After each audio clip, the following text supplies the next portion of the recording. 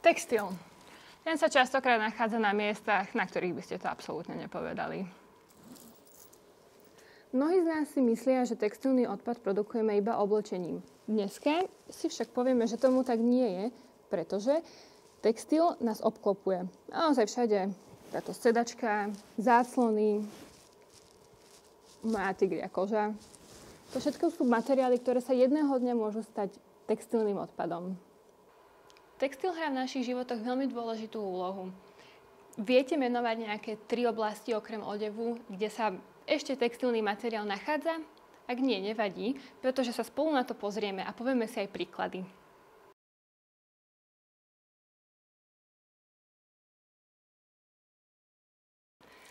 V dnešnej lekcii sa spolu pozrieme na to, kde všade sa využíva textil a koľko percent z textilu ho aj využívame. Potravinársky priemysel, kávové filtre, rôzne olejové filtre, ale aj takéto čajové vrecúška sa vlastne skladajú z netkanej textílie. Taktiež textil využívame aj pri ochrane rastlín a stromov práve pred počasím alebo rôznymi škodcami. Textílie používame aj v stavebnom priemysle na tepelnú a zvukovú izoláciu, na tapetách či roletách, ale aj na sieťkach na okná proti hmyzu, ale aj na takýchto bežných pomôckach, ako sú rukavice. Výroba nábytku a domácich textílií. Posteľ, sedačka, stolička, deka, záclona alebo uteráky. To všetko spadá vlastne do kategórie textil.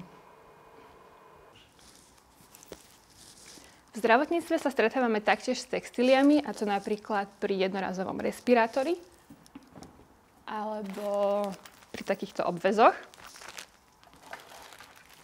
alebo pri trojcipej šatke alebo inými produktami, ktoré nám zachraňujú náš život. Ochranné textílie. Požiarnici a pretekári používajú ohňovzdorné textílie. Policajti používajú nepriestrelné vesty a športovci používajú rôzne helmy a chrániče, ktoré sa skladajú z kompozitných materiálov a taktiež textilu. Šport a rekreácia. Rôzne športové pomôcky alebo plochy, napríklad lopty, tieto rukavice alebo toto vreco sa tiež skladá z textilu. Textil používame aj pri produktoch, kde to nie je až tak evidentné, že ide o textil, a to napríklad väzby kníh, čajové sáčky alebo poťahy automobilových sedačiek. Raz, keď nám tieto produkty doslúžia, tak sú odsúdené, aby skončili ako textilný odpad. Celosvetovo to ročne predstavuje 92 miliónov tón odpadu, čo predstavuje pre príklad alebo vizualizáciu každú jednu sekundu jedno smetierské auto vysype celý svoj náklad na skladku. Výzva. V tejto výzve sa pozrieme na to, koľko percent šatníka naozaj využívame a koľko percent naopak nie. A teda nám iba zbytočne stoja tie veci v šatníku. Choďte do svojho šatníka a rozhodnite sa, ktorý druh oblečenia si na túto aktivitu vyberiete. Napríklad si vyberieme iba mikiny. Ale vy si môžete vybrať aj nohavice alebo čisto športové oblečenie. Zrátajte, koľko máte všetkých tričiek a koľko z nich aj naozaj používate. Poskladajte tie, ktoré nevyužívate, a dajte ich na osobitnú kôpku. Následne ich môžete niekomu darovať alebo posunúť na ďalšie použitie. Napíšte si na papier čísla využívaných a nepoužívaných kusov oblečenia. S týmito číslami budeme pracovať v ďalšom kroku. Ako na výpočet? Ja som si zo šatníku vytriedila 8 mikín. To je vlastne môj celkový počet mikín, ktoré mám, a urobila som si také triedenie, že koľko z nich používam, koľko z nich nepoužívam. Nepoužívam 2, čiže 6 mi ostalo.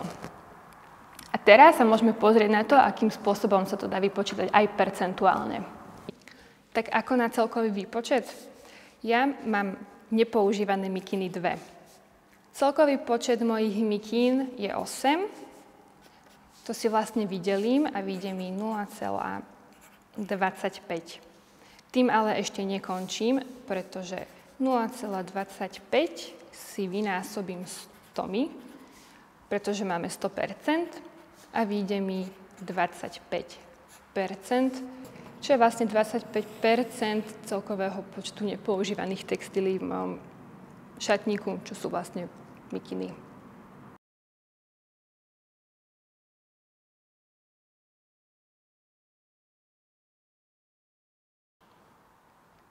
Mám tu pre teba ešte jednu bonusovú úlohu. Ak sa ti táto úloha zdala príliš ľahká alebo jednoduchá, tak si stále vieš vypočítať percento z nepoužívaného oblečenia, ktoré si vedel ďalej predať, darovať, alebo si ho vedel využiť v domácnostiach na nejaké handry.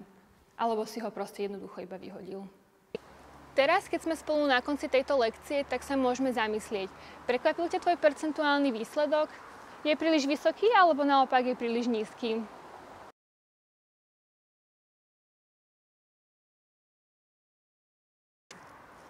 Je tvoje nepoužívané oblečenie už textilným odpadom? A čo sa s ním teraz stane?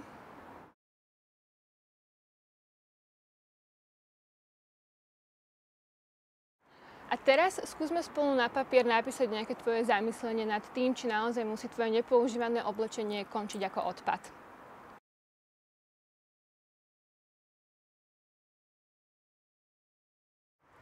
Posledná úloha.